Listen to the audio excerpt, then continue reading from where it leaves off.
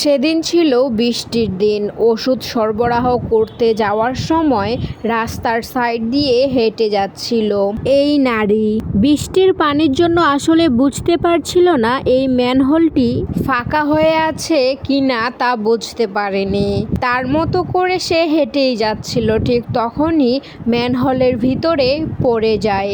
সে সময় তাকে রক্ষা করার মতো কেউই ছিল না।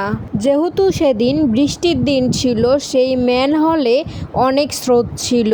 পড়ে যাওয়ার পর সেই নারীকে আর খুঁজে পাওয়া যায়নি। অনেক খোঁজাখুঁজি করে প্রায় ৩৬ ঘন্টা পর সেই নারীকে খুঁজে পাওয়া যায়। ততক্ষণে তার ২ যমজ শিশু মায়ের জন্যে কান্না করতে করতে ভীষণ ক্লান্ত। তবে সেই লাশ পাওয়ার পরেও সেই ২ শিশুকে মায়ের লাশ দেখতে দেওয়া হয়নি।